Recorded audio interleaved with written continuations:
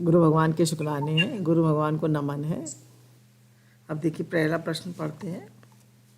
भगवान जी, ये माया आप ही की तो है, आपकी तरफ से ध्यान हटा कर अपनी ओर क्यों लगा लेती है? वो हर समय ध्यान आप ही की ओर क्यों नहीं लगा रहता? आप जी से प्रार्थना है कि आप गाइड कीजिए।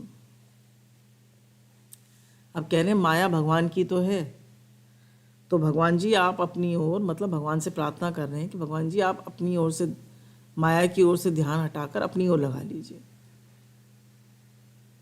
तो देखिए माया तो भगवान की है, पर भगवान ने कहा था माया जो है, माया मतलब मोड़ तोड़, मोड़ तोड़, मेरा तेरा यही माया है, राग और द्वेष यही माया है।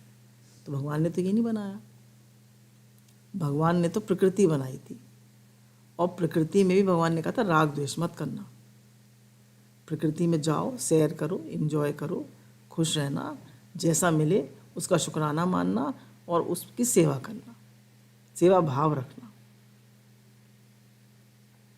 पर हमने हर जगह अनुकूलता प्रतिकूलता कर ली, हर जगह अपने मन की कर ली, हर जगह हम चाहते हैं मेरे मन की हो। तो माया हमें तंग नहीं करी। माया क्या है? माया तो गुरु ने कहा मोड़ तोड़, हमने मेरा तेरा बना लिया, हमने अपना पराया बना लिया, हमने कह दिया मेरा घर, हमने कह दिया मेरे बच्चे, मेरे पति, मेरा। तो जितना हमने कब्जा किया उतना हमें दुख मिला, जितना हमने संसार में अपनापन किया उतना हमें दुख मिला, और जितना हमने भगवान में मन लगाया उतना हमें सुख मिला। मतलब संसार से हटना है और भगवान में लगना है। अब हम भगवान में तो लगते हैं पर संसार से हटते नहीं हैं। फिर हम अपने ध्यान देंगे, हम संसार से भगवान में तो लगते हैं पर संसार से हटते नहीं हैं। संसार से हटते नहीं हैं, इसलिए भगवान ने पूरे लग नहीं पाते। तभी मीरा ने कहा मेरे तो गिरधर गोपाल दूसरो ना कोई। तो माया हमें तंग नहीं कर रही, माया में जो हमने अपनापन कर लिया, हमने जो राग द्वेष कर लिए, वो हमें तंग कर रहे हैं। तो उनसे ध्यान हटाएं और भगवान में लगाएं, भगवान में अपनापन करें, भगवान से प्रेम करें, भगवान का शुक्राना मानें, गुरु भगवान से प्रेम करें, उनमें मन लगाएं, उनसे शुक्राना मानें, उनका शुक्राना मानें। तो ये जीवन तो देखिए बहुत जल्दी जा रहा है, बहुत गई, थोड़ी रही, थोड़ी भी अब जाए। ये कितनी जल्दी उम्र बीत रही है। 2020 गया, 2021 आ गया, और हम वैसे की वैसे ही रह गए। हमारा स्वभाव, हमारे संस्कार, हमारा जीवन बदल रहा है, हमारा भगवान से प्रेम बढ़ रहा है। अगर ये मेरा अंतिम समय है तो क्या मैं तैयार हूँ? अपने से पूछें, क्या मैं तैयार हूँ? Am I ready? तो हम देखेंगे आई एम नॉट रेडी। गुरु हमसे कह रहे हैं कि हम तैयार हैं अंतिम समय के लिए, हम तैयार हैं अंतिम समय के लिए, हम तैयार तो नहीं हैं। तो हमें हर पल तैयार रहना है। दूसरा प्रश्न है, कृपा कर बताएं कि वैराग कैसे दृढ़ हो, जबकि खूब दिख रहा है, गुरु भी समझा रहे हैं कि सब झूठ है, फिर भी मन उन्हीं में जाता है। अब देखिए राग, ये क्या कह रहे हैं कि वैराग कैसे दृढ़ हो। हमें पता चल रहा है कि सब छूटने वाला है, सब जाने वाला है, फिर भी मन उन्हीं में जाता है। तो वैराग कैसे दृढ़ हो? तो वैराग दृढ़ होने का तरीका यही है कि गुरु बता रहे हैं कि कितने लोग हमारे घर में से चले गए। विचार करिए, हमारे माता पिता हैं आज, हमारे सास ससुर हैं आज, और हमारे घर में से कितने लोग चले गए। ये शरीर नहीं जाएगा, तो इस शरीर की भी और हर चीज़ प्रतिक्षण छूट रही है। देखिए आप कब पैदा हुए थे? ये शरीर 1956 में पैदा हुआ था, आज 2021 आ गया, कैसे समय बीत गया। और बाकी का जो समय बचा है वो नहीं बीतेगा, वो भी बीत जाएगा, और बहुत जल्दी बीतेगा। एक एक दिन ऐसे गुजरता है तो ऐसे ही जीवन भी गुजर जाएगा। पर हमने करने वाला काम पूरा किया। क्या मेरा भगवान से प्रेम बढ़ रहा है? क्या मेरा मन भगवान में लग रहा है? क्या मेरे अंदर मेरा स्वभाव सुधर रहा है? क्या मेरा जीवन सुधर रहा है? खूब देखें अपनी तरफ। तो वैराग कैसे आएगा कि संसार से मन हटाना है। जैसे अष्टावक्र गीता में आता है, कोई विरला ही मनुष्य संसार के रंग ढंग देखकर अपना मन संसार से हटा लेता है। क्योंकि देखिए, को काहू को नाही प्रीतम जान लियो मन माई। जब तक शरीर चल रहा है, जब तक सब कुछ अनुकूल है, सब आपके साथ है। और जब शरीर नहीं चलता, शरीर अस्वस्थ हो जाता है, तो कोई आपके साथ नहीं है। उस समय अगर आप, मनुष्य एक अभ्यास है, उस समय अगर आपने भगवान में मन लगाया होगा तो भगवान ही आपके काम आएंगे और कोई काम आने वाला नहीं है। कोई काम आने वाला नहीं है, ये पक्का पक्का समझ लें हम। अब बीमार लोगों को देखिए, अपने घर में बुजुर्ग लोगों को देखिए, कौन काम आता है? बेटे बेटे बहू को अपना काम नहीं है, उनके अपने बच्चे नहीं हैं। बच्चों के पास टाइम है? आजकल किसी के पास टाइम है कि वो आपके साथ बैठ सके, आपसे बात कर सके? किसी के पास टाइम नहीं।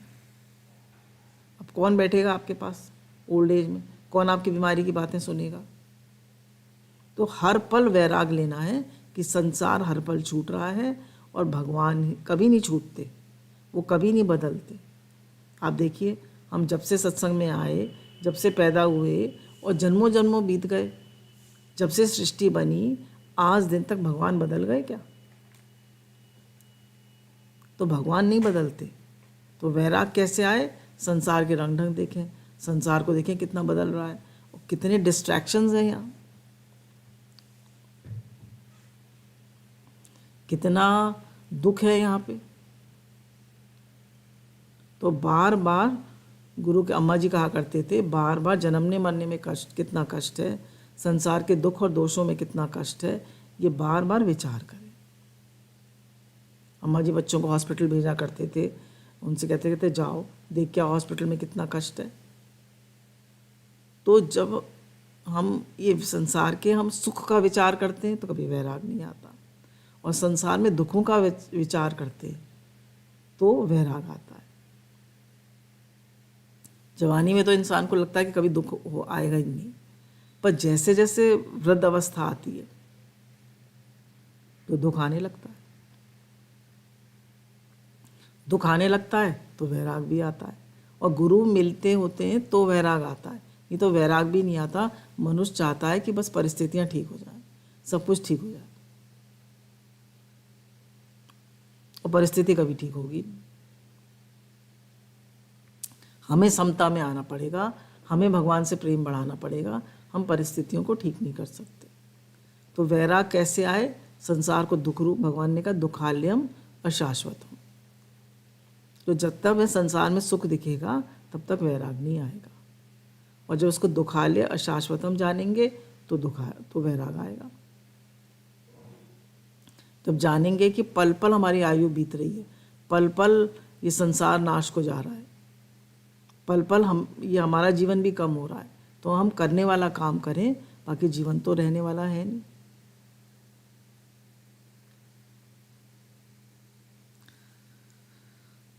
अच्छा, नेक्स्ट प्रश्न है, अपने अनुभव के आधार पर बच्चों को कोई परामर्श देते हैं तो वे उसे अनदेखा कर देते हैं तो मन चलता है, हमें लगता है कि उनका हित हो रहा है, ऐसे में हमें क्या करना चाहिए?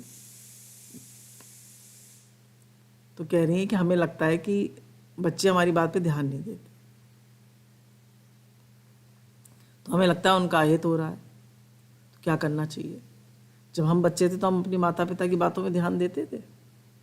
अच्छा, अब तो ज़माना भी बहुत बदल गया है, अब बच्चे ध्यान नहीं देते। तो गुरु कहते हैं एक बार बताओ, 2 बार बताओ, 4 बार बताओ, नहीं सुनते तो ध्यान हटा लो। दूसरी बात, your experience is the best teacher. गुरु कितना बताएं, लोग कितना भी बताएं, पर जब तक हम अपने एक्सपीरियंस से नहीं सीखते, हम नहीं सीख पाते। तो हम बता सकते हैं, हम समझा सकते हैं, हम दिखा सकते हैं, पर अगर वो नहीं समझते, उन्हें नहीं समझना, तो वो नहीं समझेंगे।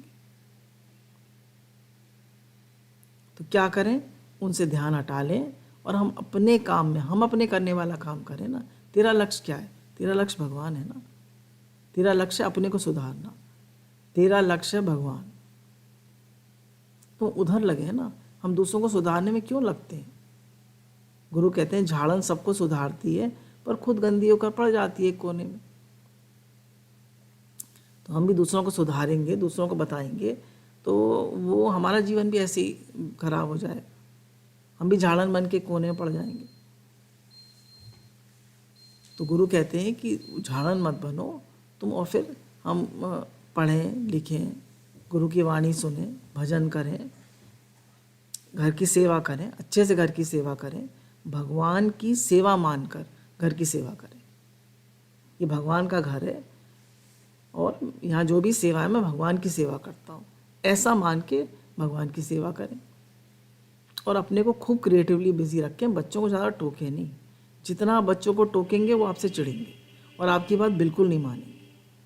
अगर वे पूछें, बच्चे पूछें, देखिए छोटे बच्चे हैं तो आप उनको सुधार सकते हैं 5-7 साल तक, 15 साल तक सुधार सकते हैं, जैसे हमारे संतों ने कहा, जैसे स्वामी विवेकानंद ने कहा। अगर 15 साल से ऊपर के बच्चे हैं तो वो ज़्यादा नहीं सुनेंगे आपकी। अच्छा, फिर आप अपना आदर्श दिखाइए ना बच्चों को। अब मम्मी ज़्यादा मोबाइल फ़ोन देखती है तो बच्चे भी देखेंगे, मम्मी ज़्यादा टीवी देखती है, मोबाइल में लगी रहती है तो बच्चे भी करेंगे। फादर अगर सिगरेट पीते हैं, बच्चों से कहें तुम मत पियो, हानिकारक है, बच्चे मानेंगे? तो your experience is the best teacher and your example is the best example. तो हमें बच्चों को सुधारना नहीं है, हमें उनको अपने आदर्श से सिखाना है।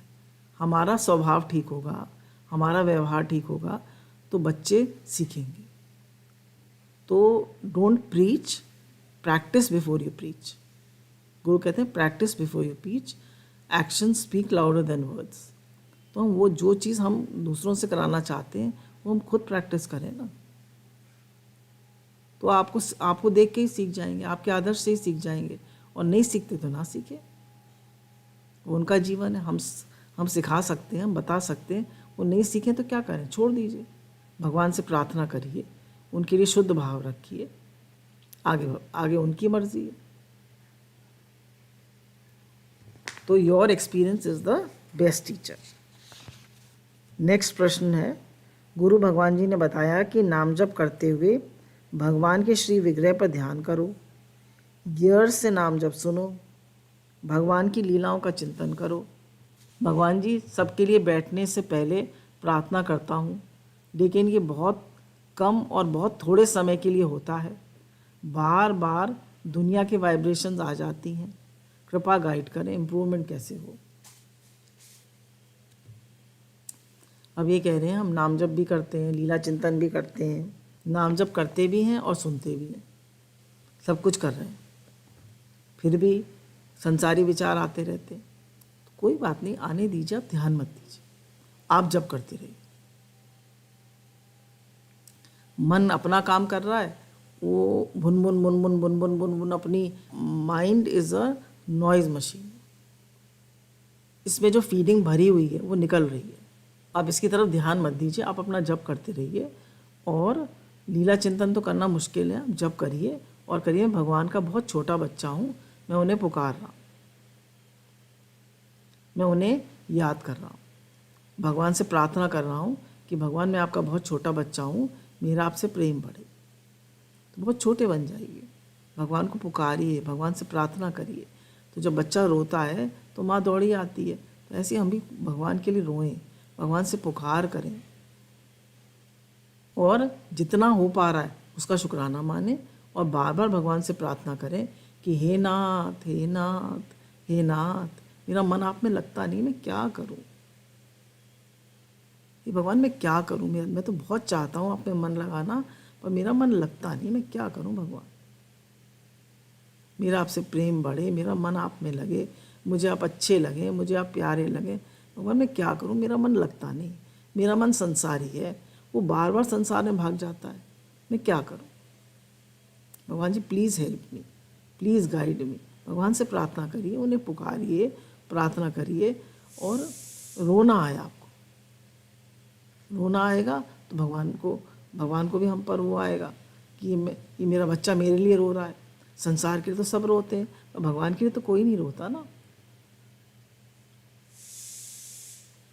तो भगवान के लिए रोएंगे तो भगवान जरूर कृपा करेंगे। नेक्स्ट प्रश्न है, जैसे कि भगवान जी सब कुछ पहले से ही तय है ये भी बताते हैं, और जैसा तुम सोचोगे वैसा अनुभव करोगे। मैं हमेशा कंफ्यूज हो जाती हूँ, कृपा मार्गदर्शन करें। अब ये बता रहे हैं कि दो चीज़ें हैं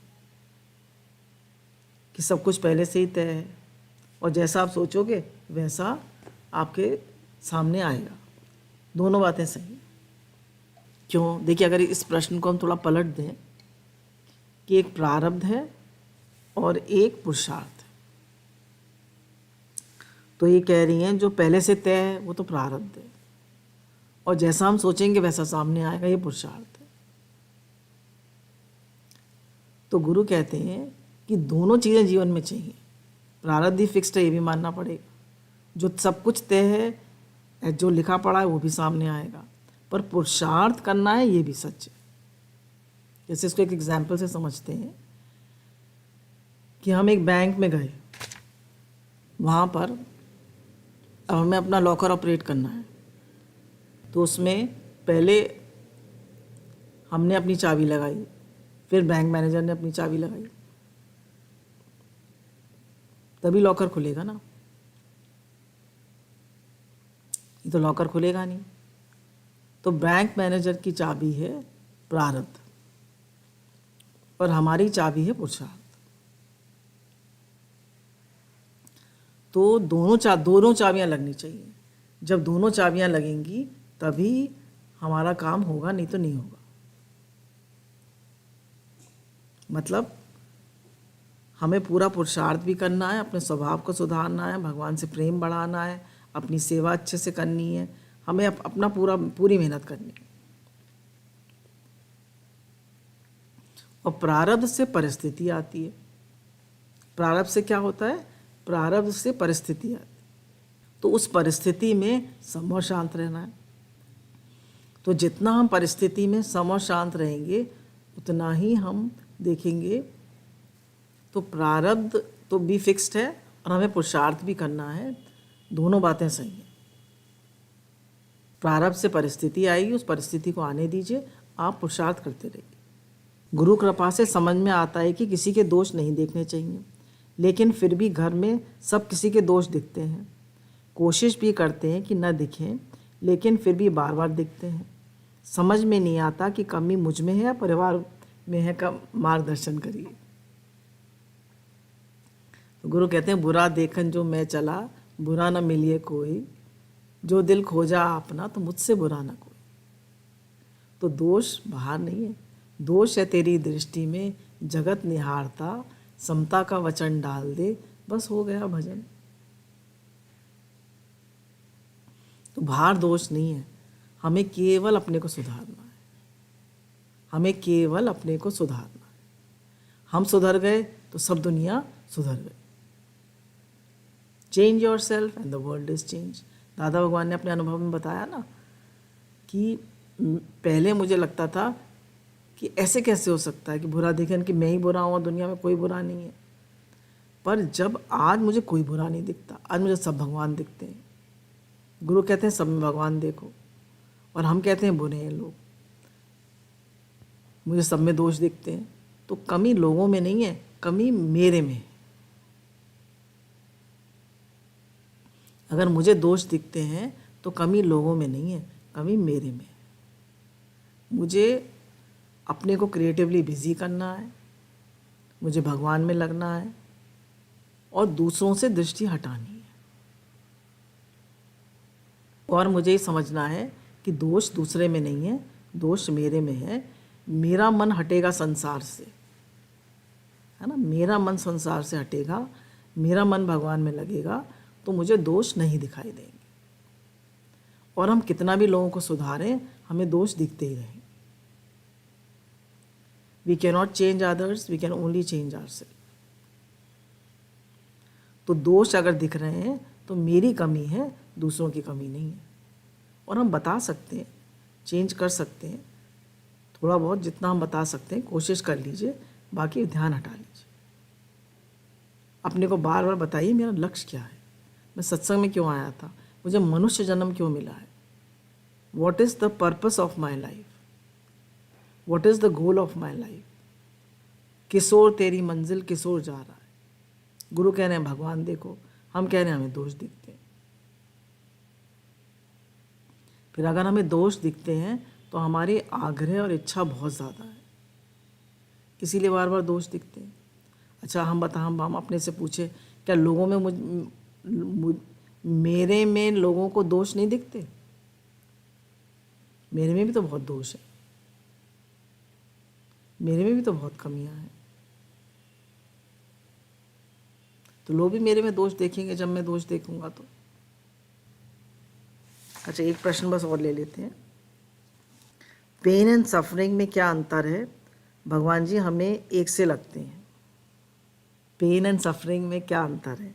बोला pain is certain, pain is certain, suffering is optional. तो जीवन में जो कष्ट आते हैं, पेन आता है, जैसे पेट में दर्द हो रहा है, सर में दर्द हो रहा है, बदन में दर्द हो रहा है, किसी की हड्डी टूट गई तो उसके पैर में दर्द हो रहा है, तो पेन तो है, कष्ट तो है। पर जो सफ़र कर रहा है, सफ़र क्या है कि उसमें मन भी घुस गया। हाय मुझे बड़ा तकलीफ़ है, हाय मेरी बड़ी तकलीफ़ है, हाय मैं कब ठीक होऊंगा, हाय हाय जो कर रहा है, बड़ा दुखी हो रहा है, वो सफरिंग है। तो पेन तो उन्होंने कहा कि जब कोई तकलीफ़ है तो दर्द तो, पेट में दर्द तो होगा पर मन दुखी नहीं होगा। तो जो मन दुखी होता है वो सफरिंग है, और जो कष्ट होता है ना जो, वो तो पेन है। तो पेन इज सर्टन, वो अगर होना है वो तो होगा ही। और सफरिंग, जो हम दुखी हो रहे हैं, जो हम परेशान हो रहे हैं, वो गलत है। तो गुरु ने कहा प्रारब्ध का फल परिस्थिति है, प्रारब्ध का फल दुखी सुखी होना नहीं है। प्रारब्ध का फल केवल परिस्थिति है। तो परिस्थिति तो आएगी और जाएगी, पर हमें दुखी सुखी नहीं होना है, हमें सफ़र नहीं करना है।